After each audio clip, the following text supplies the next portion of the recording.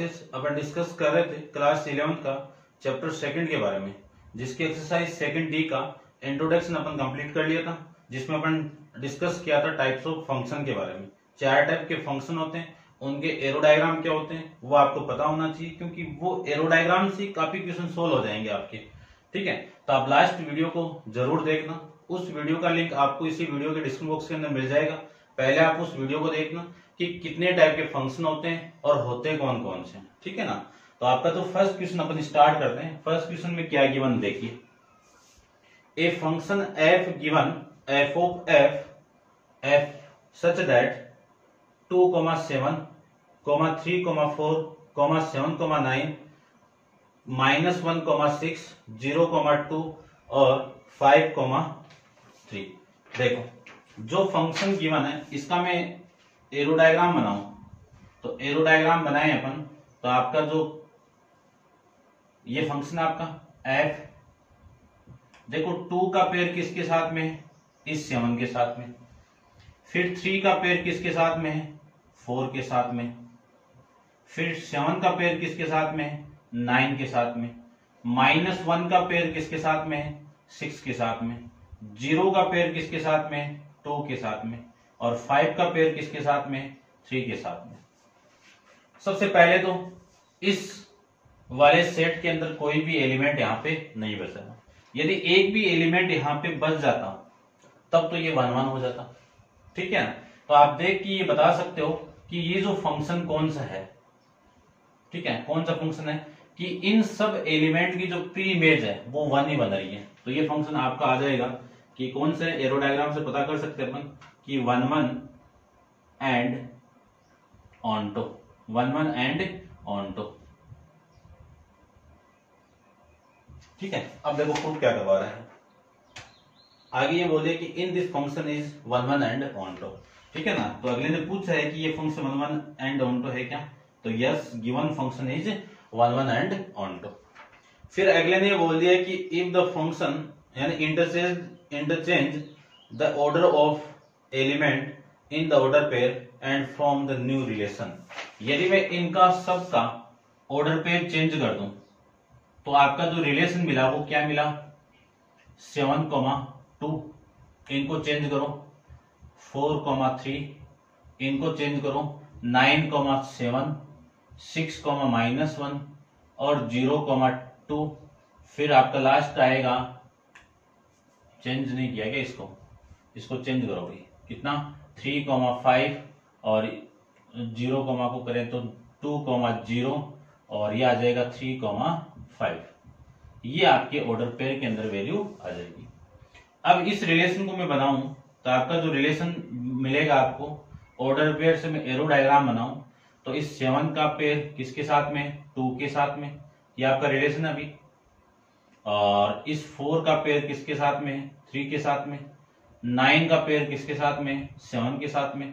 और 6 का पेयर किसके साथ में, 1 के साथ में। और 2 का पेयर किसके साथ में, 0 के साथ में। और 3 का पेयर 5 के साथ में। यानी जितने भी एलिमेंट आपके डोमेन के अंदर है उन सब की इमेज उधर बन रही है, और को डोमेन में कोई भी एलिमेंट ऐसा नहीं बच रहा है जिनकी प्री इमेज डोमेन में नहीं है।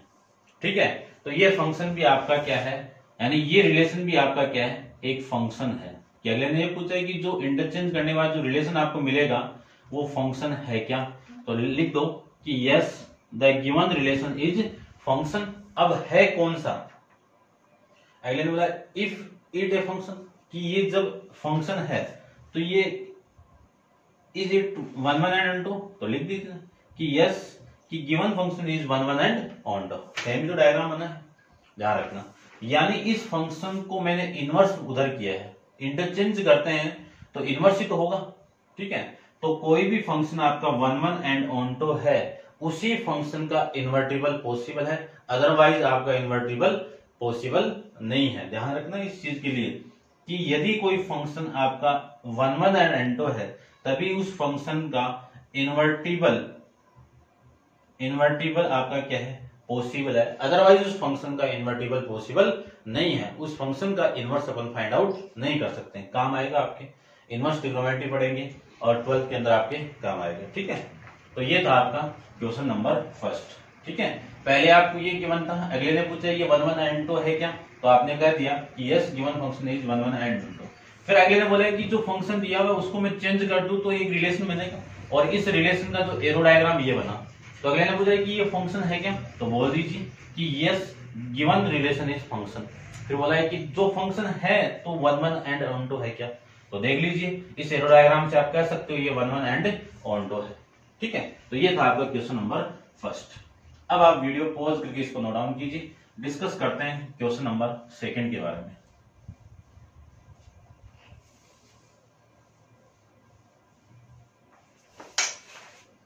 देखिए क्वेश्चन नंबर सेकंड के अंदर मैं बात करूं तो क्या आएगा।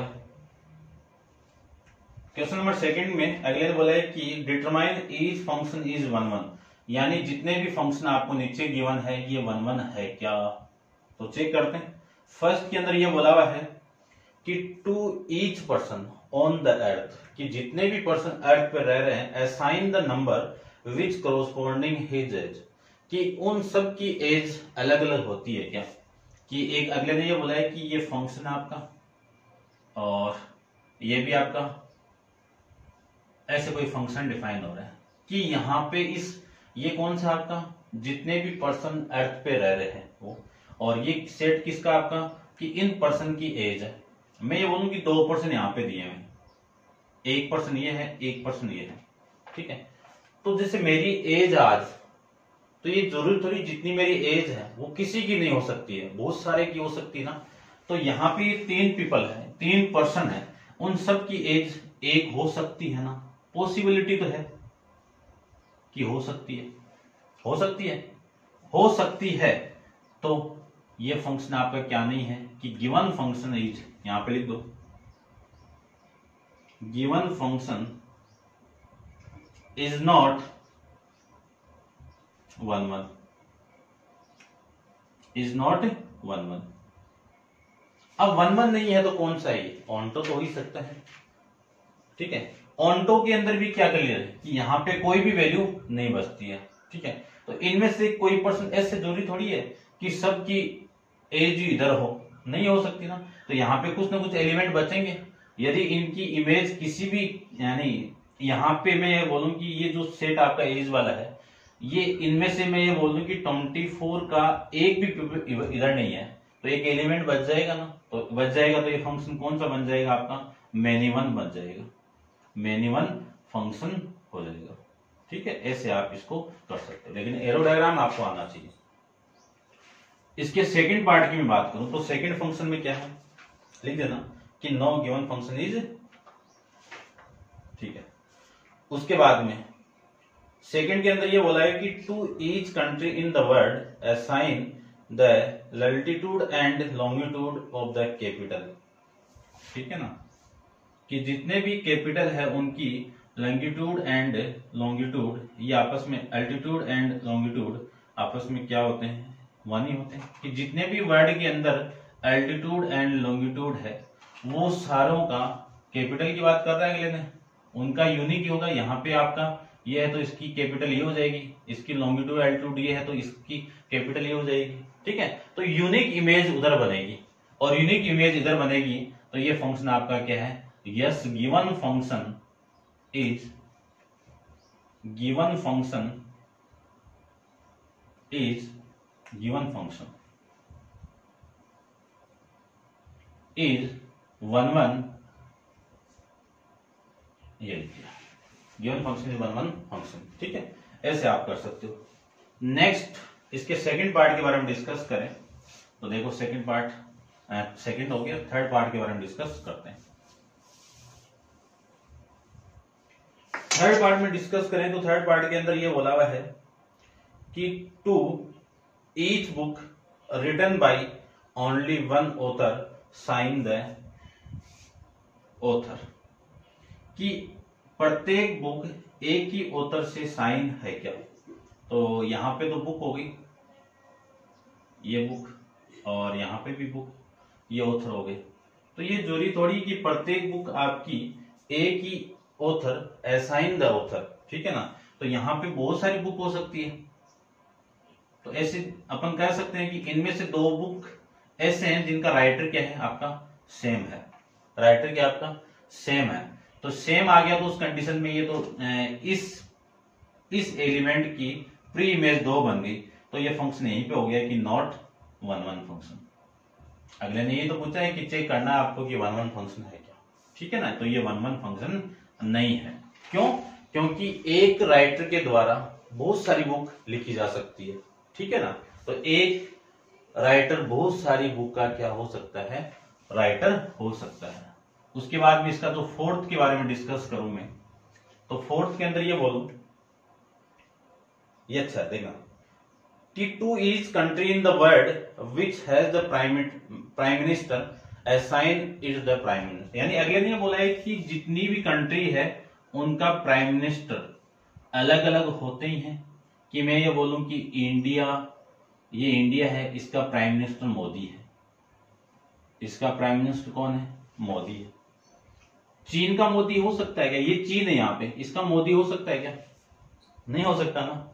और नहीं हो सकता है तो ये फंक्शन आपका क्या नहीं है, ये फंक्शन आपका 1-1 नहीं है, ठीक है। 1-1 कब होगा, यदि 1-1 होगा कि नहीं हो सकता है, नहीं हो सकता तो 1-1 हो गया ना, कि चीन का आपका कोई दूसरा ही प्राइम मिनिस्टर होगा, और रूस का भी दूसरा ही होगा, और मैं कोई अमेरिका का ले लूं, इसका भी दूसरा होगा, ठीक है ना। जितनी भी कंट्री है उन सब के प्राइम मिनिस्टर क्या होंगे, अलग अलग ही होगा। ऐसा थोड़ी मोदी सभी जितने भी वर्ल्ड के हैं उनको सबको हैंडल कर रहा है, नहीं कर रहा ना, तो नहीं कर सकता है, ठीक है। तो जितनी भी कंट्री है उनके सबके प्राइम मिनिस्टर अलग अलग होंगे। उस कंडीशन के अंदर ये फंक्शन क्या बन जाएगा, 1-1 फंक्शन बन जाएगा, कि गिवन फंक्शन इज 1-1 फंक्शन है, ठीक है, समझ गया हूं। चलिए ये है, अब देखो नेक्स्ट करते हैं इसका। तो ये था आपका क्वेश्चन नंबर 2। नेक्स्ट के बारे में डिस्कस करें तो क्वेश्चन नंबर 3 देखो।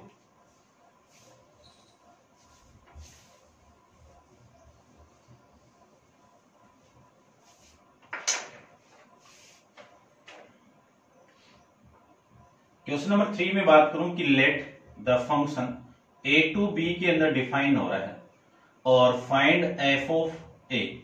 क्या फाइंड करना है, f ऑफ a फाइंड करना है, दैट इज रेंज ऑफ, यानी ये क्या है आपकी रेंज ऑफ, ये क्या है आपकी range of f if f is onto function. f क्या आपका ऑन्टो फंक्शन। अब ऑन्टो के लिए अपन जानते हैं, देखो ध्यान से समझना, ऑन्टो का जो डायग्राम में बनाऊं वो डायग्राम ये तो बनेगा कि कोई फंक्शन आपका a to b के डिफाइन हो रहा है, a to b में डिफाइन हो रहा है f। तो इस एलिमेंट की इमेज 1 बनेगी, इसकी भी 1 बनेगी, इसकी ये इमेज बन सकती है, इसकी भी ये बनेगी। तो अगले ने पूछा है कि जो ये फंक्शन f है इसकी रेंज क्या होगी। तो range of f equal to f of a तो होगी ना रेंज, यानी इस a की आप वैल्यू पुट करोगे तो यही तो आएगा। तो ये रेंज कब होगी, कि ये जो रेंज किस पे डिपेंड करेगी, इस सेट a पे तो डिपेंड करेगी। इस a की आप वैल्यू पुट करोगे तो b तो आएगा, तो ये किसकी इक्वल होगी, इस b के इक्वल हो जाएगी। क्यों, क्योंकि अपन जानते हैं कि कोई भी ऑन्टो फंक्शन है, उस ऑन्टो फंक्शन की जो कोडोमेन है उस कोडोमेन की इक्वल उसकी क्या होगी, रेंज होगी। रेंज किसकी इक्वल होती है, कोडोमेन की इक्वल होती है। आप देख सकते हो कि डायग्राम के अंदर कोडोमेन किसकी इक्वल है, इस बी सेट के, क्योंकि कोडोमेन ये पूरा बी तो होता है, ठीक है। तो इसका आंसर कितना आ जाएगा आपका, बी आ जाएगा, समझ गए होंगे। नेक्स्ट देखिए क्वेश्चन नंबर 4। क्वेश्चन नंबर 4 की मैं बात करूं तो 4 के अंदर अगले ने बोला कि show that the function f of f such that R2 R real number to real number given by the function f of x equal to cos x for all x belongs to capital R is neither 1-1 and nor onto। कि ये function न तो 1-1 है और न ही onto है। तो 1-1 को तो देखो, एरो डायग्राम से इसको क्लियर करता हूं सबसे पहले तो, ठीक है, प्रूफ तो आपको करना ही पड़ेगा। ये लीजिए, ये एक R2 R में डिफाइन हो रहा है, एक फंक्शन है आपका R2 R में डिफाइन हो रहा है। यदि मैं ये बोलूं कि x की वैल्यू, x किस में बिलोंग कर रहा है, रियल नंबर में, यदि मैं x की वैल्यू 0 पुट कर दूं तो cos 0 की वैल्यू कितनी आएगी, 1 आएगी, आएगी नहीं आएगी। उसके बाद में 2 पाई पुट कर दूं या पाई बाई 2 पुट कर दूं, पाई बाई 2 पे cos कितना देगा आपको, 0 देगा। उसके बाद में मैं 3 पाई बाई 2 की बात करूं तो cos 3 पाई बाई 2 पे वैल्यू आपकी कितनी आएगी, 0 आएगी, ठीक है। उसके बाद में 2 पाई की बात कर दूं तो cos 2 पाई की वैल्यू अगेन कितनी आएगी, 1 आएगी। तो देखो इन दोनों यानी इस एलिमेंट की इमेज, प्री इमेज इधर 2 बन गई, 2 बन गई, तो ये फंक्शन यानी इन दोनों की इमेज आपकी ये 1 है और इन दोनों की इमेज आपकी ये है, तो ये 1 1 तो नहीं है, नहीं है ना, नॉट 1 1, ठीक है। अब अगले ने बोला कि प्रूव करना आपको कि ये फंक्शन आपका neither 1 1 and nor onto. अब देखो इन दोनों के बीच में ऐसी बहुत सारी वैल्यू है जिनका पेयर, जिनकी प्री इमेज इधर नहीं है, इन दोनों के बीच में 0.5 है ना, तो इनके बीच में वैल्यू नहीं है, बहुत सारी वैल्यू ऐसे कि इन दोनों के बीच में ऐसी बहुत सारी वैल्यू है, क्योंकि रियल नंबर में बिलोंग कर रही है और ये नंबर में बिलोंग कर रही है, तो इधर इनकी ऐसे एलिमेंट है जिनकी इमेज इधर नहीं बन रही है। उस कंडीशन में कि आपकी इस f ऑफ x की, f of x equal to cos x की जो रेंज है, वो नॉट इक्वल टू है किसके, कोडोमेन के, किसके नॉट इक्वल टू है, कोडोमेन के इक्वल टू है।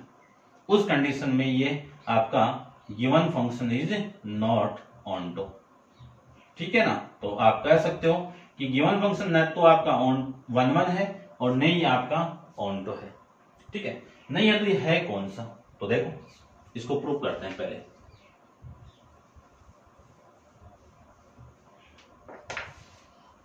देखिए मैं ये बोलूं कि f of x equal to cos x और f of y equal to cos y। अब अपन जानते हैं कि फॉर 1 1 के लिए अपन चेक करते हैं कि f ऑफ x किसके इक्वल है, f ऑफ y के इक्वल है। f ऑफ x की कितनी वैल्यू है, cos x equal to cos y, ठीक है। तो x की वैल्यू कितनी आएगी, 2n pi plus minus y। अब देखो, अब इन दोनों कंडीशन से आप कह सकते हो क्या कि x इक्वल टू y है, कैसे हो सकता है, इस y के साथ में तो ये ऐड हो रहा है, तो इस y के साथ में तो इक्वल हो ही नहीं सकता ये, है ना, माइनस करेंगे तो कम होंगे। तो इस कंडीशन में जब ये दोनों इक्वल है तब ये दोनों आपस में इक्वल है। ये कंडीशन किस में आई थी, मैनी वन में आई थी। तो गिवन फंक्शन आपका क्या होगा, मैनी वन फंक्शन होगा, ठीक है, समझ गए होंगे। तो ये था आपका क्वेश्चन नंबर ये, ठीक है।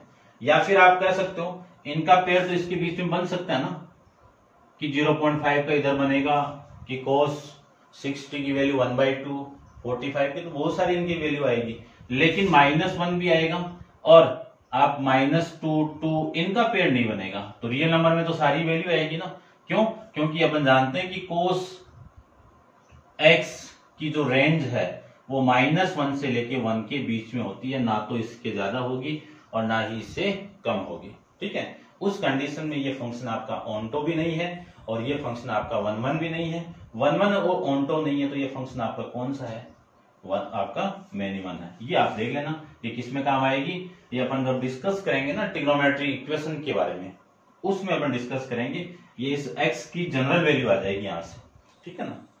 तो ये था आपका क्वेश्चन नंबर 4। अब आप वीडियो को पॉज कीजिए, नोट डाउन कीजिए और डिस्कस करते हैं इसके क्वेश्चन नंबर 5 पे।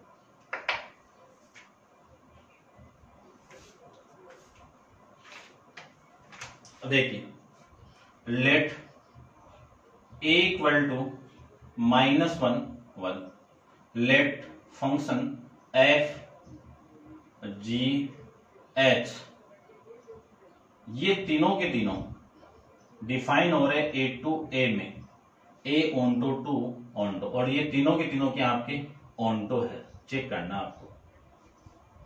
Define by which function if any is onto, ठीक है ना, ये a टू a है भाई, ठीक है, ऑनटो नहीं है यहाँ पे, a टू a, कि ये तीनों फंक्शन ए टू ए में डिफाइन हो रहे हैं कि विच फंक्शन कि इनमें से आपका ऑन्टो कौन सा है, ये आपको बताना है। ठीक है, तो चेक करते हैं अपन। देखो इसको तो रब कर देता हूं।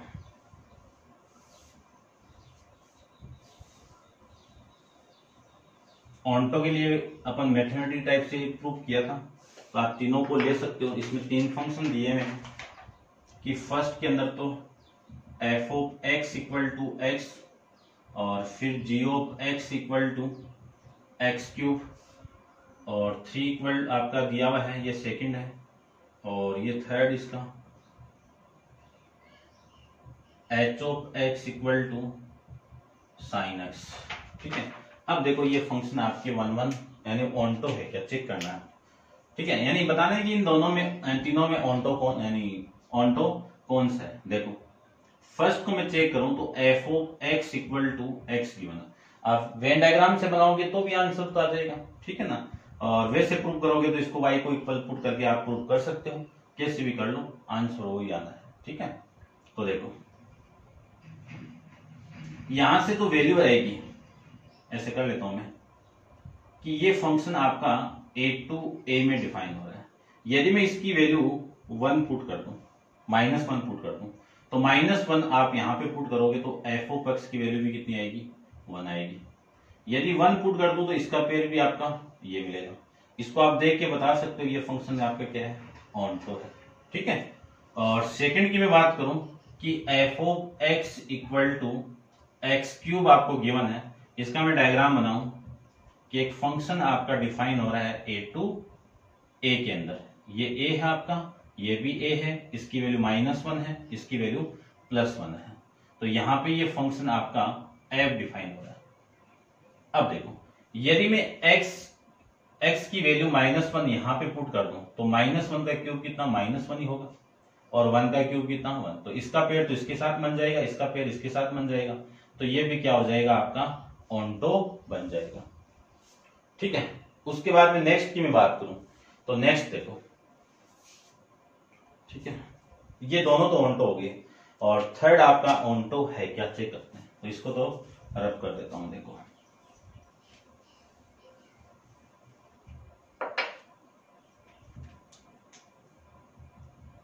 Third h of x equal to sign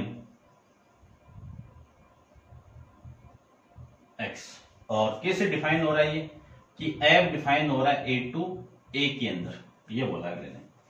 चलिए देखो ध्यान से, अपन जानते हैं कि ऑन्टो फॉर ऑन्टो के लिए अपन ये तो जानते हैं कि एच ऑफ एक्स को यदि मैं y पुट कर दूं और इसको मैं साइन एक्स मान लूं तो y equal to sine x ही तो होगा, y equal to sine x होगा। अब ये जो वैल्यू है वो किस पे डिपेंड करेगी, इस को डोमेन पे तो डिपेंड करेगी। इस को डोमेन के अंदर वैल्यू कौन सी आपकी 1 और -1 है, तो 1 में यहां पे पुट कर दूं तो 1 इक्वल टू साइन एक्स। तो देखो साइन की टेबल में आपको चेक करना है कि साइन की टेबल में 1 किसकी वैल्यू होती है, π/2 की होती है, तो x की वैल्यू कितनी आ गई, π/2। अब x क्या है, ये तो है x, और ये क्या होगी, डोमेन होगी। डोमेन किस में डिफाइन हो रही है, a के अंदर डिफाइन हो रही है। a के अंदर वैल्यू कौन सी है, -1 और 1 है, तो ये आपका इसमें बिलोंग ही नहीं करेगा कि π/2 नॉट बिलोंग्स टू a। ठीक है, तो ये तो फंक्शन है ही नहीं आपका। ठीक है, तो given function is not onto. ठीक है ना, तो ये था आपका क्वेश्चन नंबर। अब ये एलिमेंट इसमें नहीं है, ये दो ही तो एलिमेंट इसमें, चलिए ठीक है, तो ये फंक्शन आपका वो नहीं है। देखो अगले ने 5 में ये बोला है कि फर्स्ट और सेकंड आर ऑन्टो फंक्शन। ठीक है ना, तो ये आपका ऑन्टो हो जाएगा, क्लियर, समझ गए। और ये आपका ऑन्टो नहीं होगा, क्यों नहीं होगा, क्योंकि ये एलिमेंट इसमें अवेलेबल ही नहीं है। ठीक है, और अगले ने बोला है कि एलिमेंट इसके अकॉर्डिंग, ये जो फंक्शन इसके अकॉर्डिंग अवेलेबल होना चाहिए, और अवेलेबल नहीं है तो इसका पेयर नहीं बन सकता। चलिए ठीक है, नेक्स्ट है कि क्वेश्चन नंबर आपका 6 के बारे में डिस्कस कर लेते हैं अपन।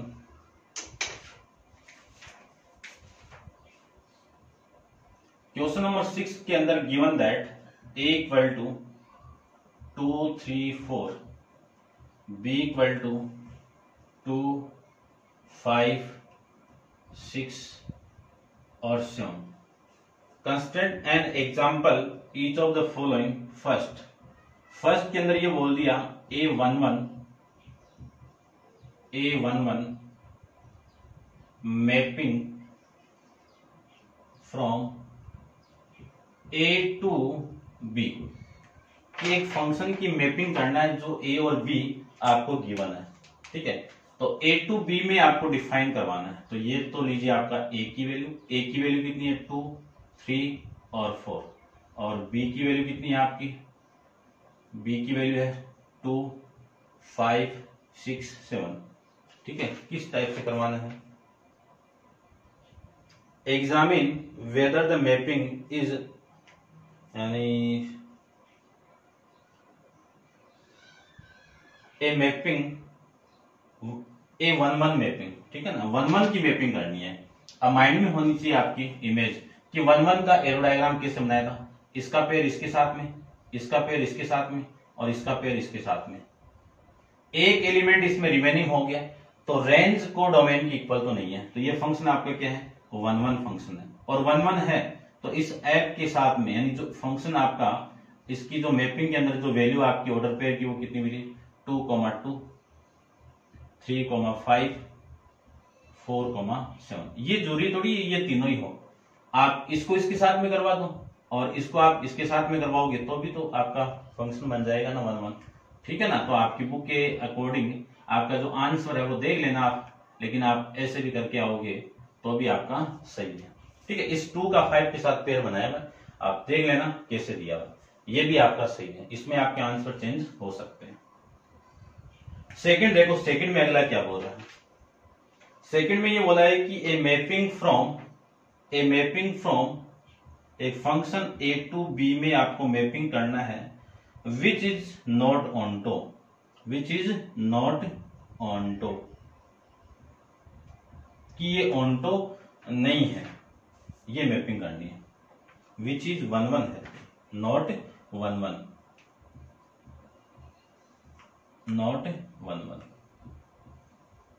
ये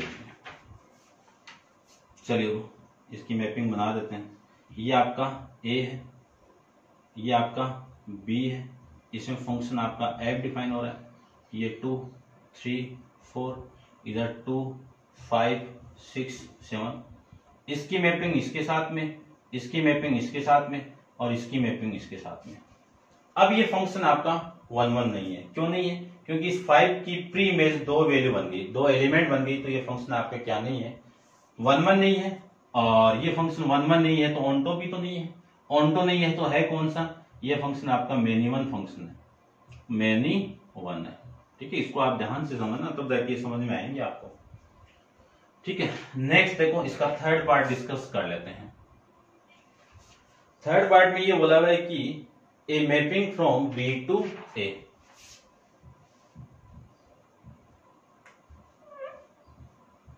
ए mapping from B to A में मैपिंग करना है। तो देखो B की वैल्यू कितनी है 2, 5, 6, 7, ये तो B की वैल्यू, और A की वैल्यू कितनी है 2, 3 और 5। इसका पेयर इसके साथ में बना दो, इसका पेयर इसके साथ में बना दो, इसका पेयर इसके साथ में बना दो, इसका पेयर इसके साथ में बना दो। तो ये जितने भी एलिमेंट, इसके जितने भी एलिमेंट है सबका पेयर में बना दिया इसके साथ में, ठीक है ना। तो ये जरूरी नहीं है कि आपका पेयर, देखो इसमें भी आप ना अलग अलग पेयर आ सकते हैं, कोई दिक्कत नहीं है। तो आप ऑर्डर पेयर के अंदर वैल्यू आपके आंसर के अकॉर्डिंग लिखो, तो ऐसे लिख दो या फिर आप ऐसे भी लिख सकते हो।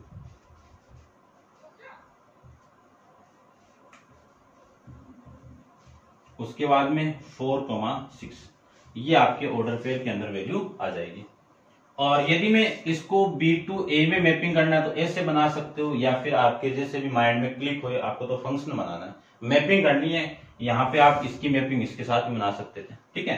तो इस फंक्शन के अंदर आपकी जो वैल्यू आएगी वो कितनी आएगी, ठीक है। B टू A में डिफाइन हो रहा है 2, 3, 5, 3, 6, 2, 7, 4 आप ऐसे बना सकते हो, या फिर आपके जो आंसर में गिवन है वैसे आप बना सकते हो।